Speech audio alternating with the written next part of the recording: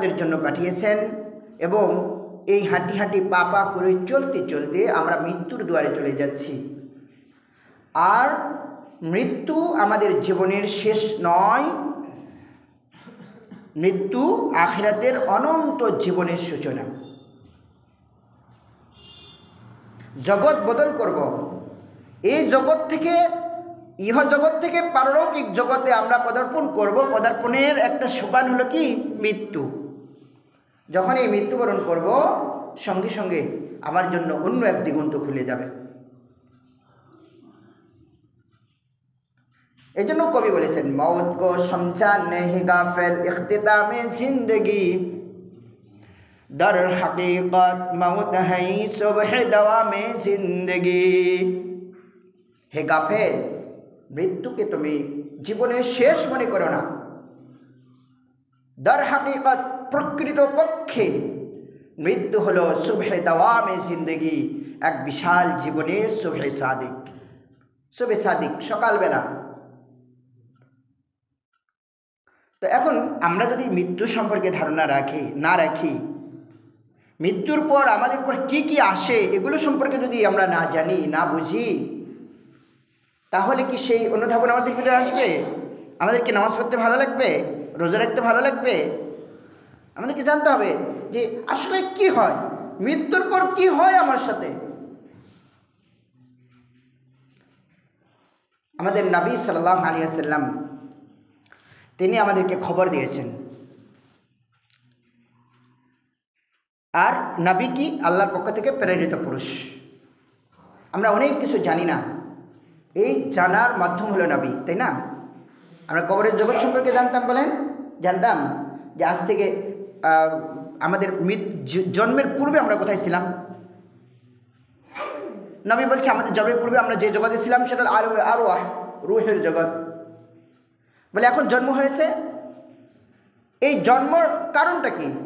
তো কোরআন বলছে আইয়ুকুম আহসানু আমালা, তোমরা কে কেমন আমল করো এটা আল্লাহ তাআলা দেখার জন্য তোমাদেরকে জন্ম দিয়েছেন, আবার তোমাদের মৃত্যুও সৃষ্টি করছেন। আইয়ুকুম আহসানু আমালা, তোমরা সৎ আমল, নেক আমল, সুন্দর আমল, এগুলো প্রতিযোগিতায় কে কতটুকু অগ্রসর হতে পারো এটা দেখার জন্য আল্লাহ তাআলা তোমাদের জীবন এবং মৃত্যু সৃষ্টি করেছেন। তাহলে আমরা জীবনের উদ্দেশ্য সম্পর্কে জানলাম। আল্লাহ তাআলা বলছেন কুল্লু নাফসিন যায়িকাতুল মাউত, প্রত্যেক প্রাণীকে মৃত্যুর স্বাদ গ্রহণ করতে হবে। এটা নাফস বলছে, নাফস মানে প্রাণ, যার প্রাণ আছে, আত্মা আছে, এমন প্রত্যেক আত্মাকেই মরতে হবে। ওয়া ইন্নামা তুওয়াফাউনা উজুরাকুম ইয়াওমাল কিয়ামাহ, আর তোমাদেরকে কিয়ামত দিবসে তোমাদের উজরত পরিপূর্ণ মাত্রায় বুঝিয়ে দেওয়া হবে। আপনি কি করছেন, যা করছেন সব কিছুর উজরত, সব কিছুর একটা যে হিসাব আছে না, আপনি কি করছেন, কোথায় কি করছেন, সব কিছু লেখা আছে।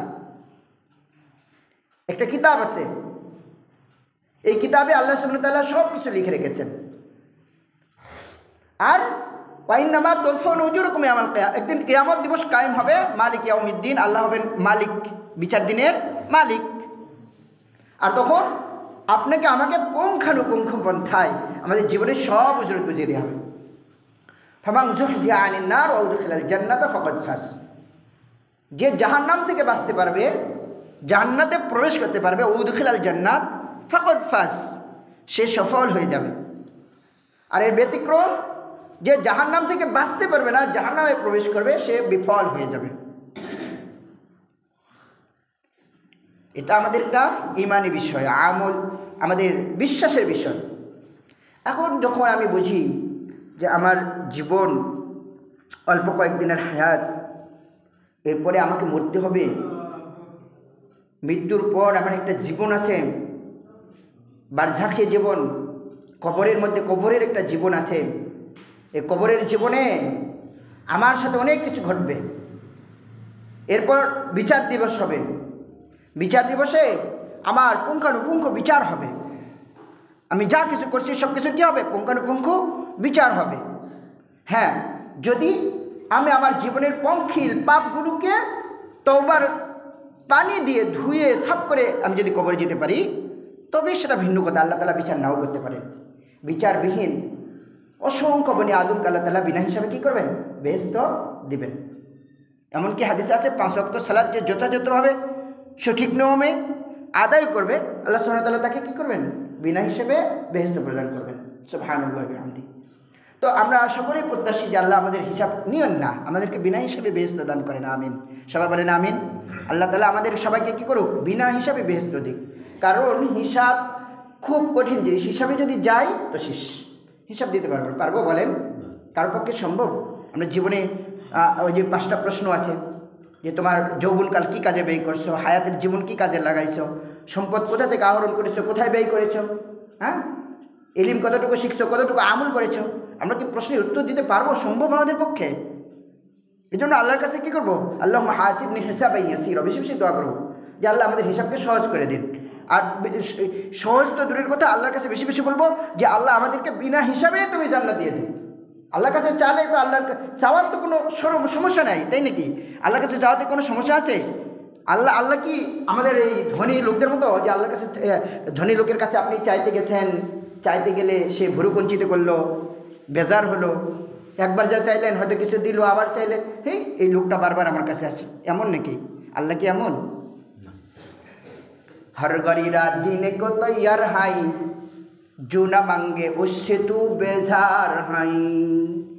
আল্লাহ কি? আল্লাহ হলেন আল্লাহর কাছে চাইলে আল্লাহ খুশি, আল্লাহর কাছে চাইলে আল্লাহ খুশি, আর না চাইলে আল্লাহ বেজার। আপনি চাইতে সমস্যা কোথায়? বেশি বেশি করে চান, যত বেশি চাইতে পারেন। আপনার কি প্রয়োজন? কি প্রয়োজন? আপনার পকেটে টাকা আছে আর ভাবছেন যে আমার পকেটে টাকা আছে আমি কিনবো, এটা করেন না। টাকা পয়সা আল্লাহ আপনাকে দিয়েছেন, আপনার কেনার সামর্থ্য নাও থাকতে পারে। আপনি আগে আল্লাহর কাছে যাবেন যে আল্লাহ আজকে দুপুরের খাবার, যদিও বিবি রান্না করে রেডি করে রেখেছে, তাই না? আমাদের ওয়াইফরা রান্না করে রেডি করে রেখেছে না? রেডি করে রেখেছে। আপনি ভাবছেন আমি যাবো আর খাবো না, এই খাবার আপনি খেতে পারবেন না। আল্লাহ তাআলা, কালকে হাদিস পড়া হয়েছে, আল্লাহ তাআলা তাকে বলে যে হে পুরো পৃথিবীবাসী, তোমরা সকলেই ক্ষুধার্ত, তোমরা সকলে কি ক্ষুধার্ত, শুধুমাত্র সে ব্যতীত যাকে আমি আল্লাহ খাওয়াই। আল্লাহ যদি আপনাকে খাওয়ান আপনি খেতে পারবেন, এছাড়া খাওয়া সম্ভব নয়। আপনার 20 টাকা ব্যাংক ব্যালেন্স আছে আর টাকার উপর আপনার ইতিমাদ, আপনার ভরসা চলে গেছে। আপনি ভাবছেন যে আমার তো টাকা আছে, আমার সমস্যা কোথায়? বলে না, টাকা পয়সা এটা আল্লাহ সুবহানাহু ওয়া তাআলা আপনাকে দিয়েছেন, কেড়ে নিতে সময় লাগবে না, মুহূর্ত মাত্র সময় ব্যাপার। আপনি আল্লাহর কাছে চান, আছে তো কি আছে, তবুও চান, আরও চান, কিন্তু বিশ্বাস রাখবেন আল্লাহ আপনাকে যতটুকু দিবেন আপনি তার বেশি পাবেন না। যেটা দিছেন ওটা ভোগ করার ক্ষমতা আল্লাহ আপনাকে দিতে হবে, এছাড়া আপনি ওটা ভোগ করতেও পারবেন না। বিশ্বাস। এই জন্য হযরত রাসূল করিম সাল্লাল্লাহু আলাইহি ওয়াসাল্লাম মানুষকে কবর জগৎ সম্পর্কে ধারণা দিয়েছেন যে কবর এটা তোমার জীবনে, মানে মৃত্যু তোমার জীবনের শেষ নয়, জীবনের শেষ না সূচনা, অনন্ত জীবনের সূচনা। তো কবরে কি হয়? বলে কবরে উসমান রাদিয়াল্লাহু তাআলা আনহুর সে হাদিস, হযরত উসমান আনহু কানা ইযা ওয়াকাফা আলা কবরিন, উসমান রাদিয়াল্লাহু তাআলা আনহুর মতো একজন সাহাবী, জান্নাতের সুসংবাদ প্রাপ্ত সাহাবী। 10 জন ব্যক্তি দুনিয়াতে জীবিত থাকা অবস্থায় আল্লাহ সুবহানাহু ওয়া তাআলা তাদেরকে বলছেন তুমি জান্নাতি। আবু বকর জান্নাতি, ওমর জান্নাতি, ওসমান জান্নাতি, আলী জান্নাতি, তালহা জান্নাতি, ওবায়দা ইবনুল জাররাহ, এরকম 10 জন সাহাবীর নাম আল্লাহ রাসূল উল্লেখ করে বলেছেন এরা জান্নাতি। অথচ সেই জান্নাতি সাহাবী, জান্নাতি সার্টিফিকেট প্রাপ্ত, সে যখন কবরের পাশে দাঁড়াতেন বাঁকা কাঁদতেন, হাত্তা ইবাল্লা লিহিয়াতুহু, তার এই চোখের পানি দিয়ে কি হতো? দাড়ি ভিজে যেত, এত বেশি কান্না করতেন। ফাকিলা লাহু তাযকুরুল জান্নাতা ওয়ান নার ফালা তাবকি, তাকে বলা হলো যে উসমান, জান্নাত এবং জাহান্নামের আলোচনা শুনে তো আপনি এত কান্নাকাটি করেন না। ওয়া তাবকি মিন হাজা, অথচ এই অবস্থা কবরের সামনে আসলে আপনি এত কান্নাকাটি কেন করেন? তো তখন উসমান রাদিয়াল্লাহু তাআলা কি বলতেছেন? ফাকালা ইন্না রাসূলুল্লাহ সাল্লাল্লাহু আলাইহি ওয়াসাল্লাম, নিশ্চয় রাসূল করিম সাল্লাল্লাহু আলাইহি ওয়াসাল্লাম বলেছেন, ইন্নাল কবর আউয়ালু মানজিল মিন মানাজিলিল আখিরাহ, নিশ্চয় এই কবর যেটাকে তোমরা দেখছো কবর, আমরা কবর দিয়ে এসেছি, একজন মানুষকে মাইয়াতকে শুয়ে রেখে এসেছি। বলছে আল্লাহ রসুল বলছেন যে নিশ্চয় এই কবর আউয়ালু মানজিলিন মিন মানাজিলিল আখির, আখিরাতের যত ঘাঁটি রয়েছে, আখিরাতের ঘাঁটি আছে, প্রথম ঘাঁটি হলো কবর। ফাইন নাজা মিনহু ওয়া বা'দাহু আইসারু মিনহু, সুতরাং যে ব্যক্তি এই ঘাঁটিতে অর্থাৎ কবরে নিষ্কৃতি পেল, সে অন্য সকল ঘাঁটিতে তার জন্য আইসার সহজ হয়ে যাবে। ফামা বা'দাহু আইসারু মিনহু, এরপর অন্য ঘাঁটিগুলো তার জন্য কি হবে? সহজ হবে, প্রথম ঘাঁটিতে যদি সে নিষ্কৃতি পায়। ওয়া ইল্লা ইয়ানজু মিনহু ফামা বা'দাহু আশাদ্দু মিনহু, আর যে এখানে নিষ্কৃতি পাবে না, পরিত্রাণ পাবে না, কবরে আটকে যাবে, সে ব্যক্তির জন্য অন্য সকল ঘাঁটি অনেক আসাধ্য মিনহু, কঠিন থেকে কঠিনতর হয়ে যাবে। ওয়াকাল রাসূলুল্লাহ সাল্লাল্লাহু আলাইহি ওয়াসাল্লাম মা রাআইতু মানজিরান কাত্তু ইল্লা ওয়াল কবরু আফজাউ মিনহু। এই কথা বলে হযরত রাসূল করিম সাল্লাল্লাহু আলাইহি ওয়াসাল্লাম এটাও বলেছেন যে আমি এমন কোনো জঘন্য ভয়াবহ স্থান দেখিনি যা কবরের চেয়ে জঘন্য এবং ভয়াবহ হতে পারে। আল্লাহ রসুল বলছেন কবরের মতো ভয়াবহ স্থান আমি আর অন্য কোথাও কখনো দেখি নাই। উসমান এই কথা স্মরণ করে কবর দেখলে কি করতেন? কান্না করতেন। এই জন্য কবর জিয়ারত, কবর দেখা মানে কবর জিয়ারত। উসমান রাদিয়াল্লাহু তাআলা কবর জিয়ারত করতেন, আর কবর জিয়ারত করতে গেলে কান্না করতেন। আর আমরা কবরের পাশ দিয়ে হন করে হেঁটে যাই, মাইয়াতকে কবরে শুয়ে নিজের হাতে রাখি, এসে আবার সেই অশ্লীল জগতে সব কিছুতে আমরা পদার্পণ করি, নামাজ ত্যাগ করি, রোজা ত্যাগ করি, আমাদের মুখ থেকে ভালো কথা বের হয় না, আমরা দান খয়রাত করতে চাই না, কিপটামির হাল ধরে রাখি, অপরদিকে সুদি কারবারের সাথে সম্পৃক্ত থাকি, ঘুষ ঠিকমতো চলতেছে, ব্যবসা বাণিজ্যে যে প্রতারণা ঠিকমতো চলতেছে, সব ঠিকমতো চলে। বুঝতেই চাই না যে আজকে যে মাইয়াতকে কবরে রাখলাম, কালকে আমাকে এখানে যেতে হবে, কালকে আমাকে এখানে যেতে হবে, চিন্তাই করি না আমরা। এই যে আনিসুর ভাইয়ের সকালে ছাগলটা দেখলাম, ইস একটা ভালো ছাগল হেঁটে আস্তে আস্তে হুট করে পড়ে গেল, ছাগলটাকে নিয়ে যাই হোক ওনার ওয়াইফ টেনে নিয়ে গেলেন বাড়িতে। এই 11টা বাজতে আমাকে ডাকতে আসছে, ছাগলটা জবাই দিতে হবে। কেন? যা দেখি একদম মৃত্যু প্রায়। দেখে এটাও মনে হলো যে একটা ছাগল তার পেট ফুলে উঠছে, গ্যাস্ট্রিক সামান্য একটা রোগে হঠাৎ করে এই দেখতে দেখতে ছাগলটা মৃত্যুর কোলে ঢলে পড়লো। আমি মানুষ, আমার কি ভরসা, কি ভরসা, কখন কোন অবস্থায় আমি মারা যাব, কোনো ভরসা আছে আমার? আমি কিসের বড়াই করতেছি? আমি এখনো হারামখোরি জিন্দেগি ত্যাগ করতে পারলাম না।